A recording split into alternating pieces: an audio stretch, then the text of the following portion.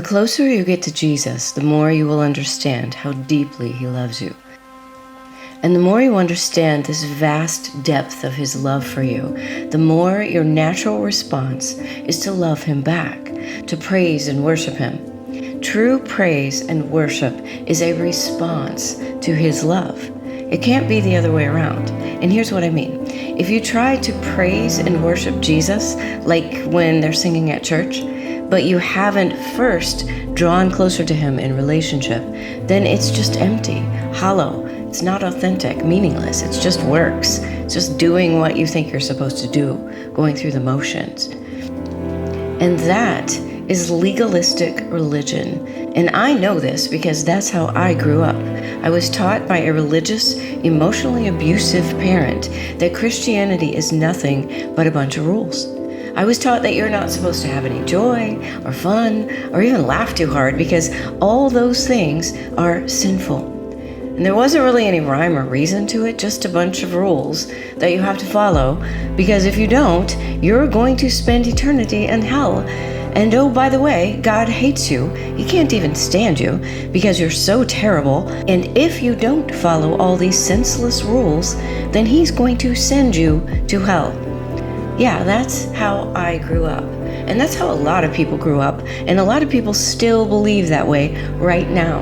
They have no concept of love or joy or peace or grace or mercy. Christianity to them is just a cold, dead religion. But that is not true Christianity. And if you were taught that way growing up, please know that is not the Jesus of the Bible. True Christianity is all about a God who loves you unconditionally. It is about a God who invites you to experience a personal friendship with him now and then spend eternity with him after this life is over. So what's the catch? Well, the catch is that this God insists upon giving you freedom of choice. He will not force you to accept his invitation. Religion tells you that God will send you to hell if you don't believe or act in a certain way. But God doesn't send anybody anywhere. You are free to accept his invitation or not. If you say, "No, God, I don't want to have a relationship with you. I do not want to spend eternity with you," then he lets you make that choice. So let's say you do decide to take God up on his offer. What then? Don't you then have to start following a bunch of rules, go to church, read the Bible, stop cussing, stop having any fun? Well, no. Now we're talking about religion again. Nothing but a bunch of rules. God does not want you to simply follow a bunch of rules. He wants you to know him, to love him. He wants your heart. It's kind of like a marriage. In a way, God is asking you to marry him. And here's how he got down on one knee and proposed to you. So let's suppose you marry someone, but you don't really know them. You never talk to them or spend time with them. You just do a bunch of chores for them. You clean the house, you cook the meals, wash the clothes. It's not really a true, loving marriage relationship. It's more like you're just their servant. And see, that's religion. But God wants more than that. He doesn't want you just to be his slave. He wants a true, loving, two-way relationship, like a good marriage. So what does that look like? Well, just like in a relationship with another human, if you want to get to know God better, you've got to spend time with him, talking to him, reading the love letter he wrote to you, spending time with other people who are also trying to get to know him better. And as you get to know him better, you will change. You will learn to hear his voice. And sometimes he will lead you to work on certain things about yourself, to change certain behaviors, because they are harmful to you, because he wants the best for you. He wants to help you become the best you, to fulfill his perfect purpose for your life. The purpose that he made you for, because he made you and he had a plan for you before you were even born. And now that plan might not look the way you think it should look, but that's where you gotta trust him. Because see, his thoughts are way higher than our thoughts.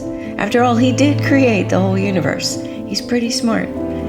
So yeah, the closer you get to him, he will work on you and change you. And that's why a lot of people get confused and they try to turn it around. They try to put the change part first. They try to do it on their own without God's help, without relationship. And see, the key here is you've got to put the relationship part of it first. And then all the other things will fall into place. And if you try to do it the other way around, to just follow the rules first, without the relationship, you will find it to be a cold and dead, unfulfilling, empty, hopeless way of life. And you'll get burned out. And eventually you'll either quit trying, or you will become a bitter, angry, hateful person, just like the Pharisees who killed Jesus Christ. And you're going to think this Christianity thing is just a bunch of bunk, but you didn't really experience true Christianity, true relationship with God. You just tried religion. And no, it doesn't work, because you can't save yourself. You can never be good enough or smart enough or rich enough to replace God. Remember, I grew up with religion, and I thought that's what Christianity was, a bunch of cold, dead rules. And I ran away from God for many years because that's what I thought God was, a harsh taskmaster who just wanted me to be his slave, and he hated me, and he commanded me to follow a bunch of senseless rules or he would send me to hell. That's what I was taught. And I ended up suicidally depressed, drug addicted, and dead, literally, after I swallowed a handful of sleeping pills. But the true Christian God loved me enough to pursue me to the very pits of hell, to the other side of death itself.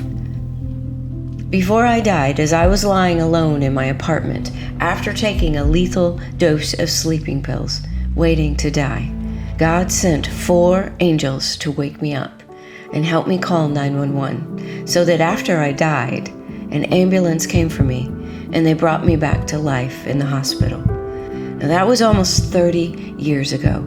And since then, God has miraculously healed me from all depression. He has taught me how to live within His freedom, His grace, His mercy, His victory. He has filled me with true peace and joy. This is the true Christian God.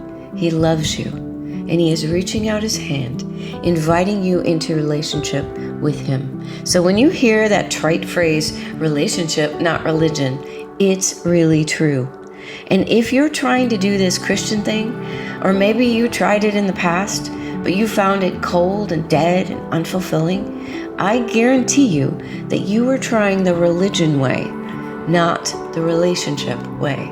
And if you've watched this far, it isn't coincidence. It is God extending His hand to you through this video, and He's saying this: I love you. Let's try this again, the right way. Throw away all those rules and just get to know me. God's grace is not cheap. It cost Him everything. That's how much He loves you. Seek Him. Seek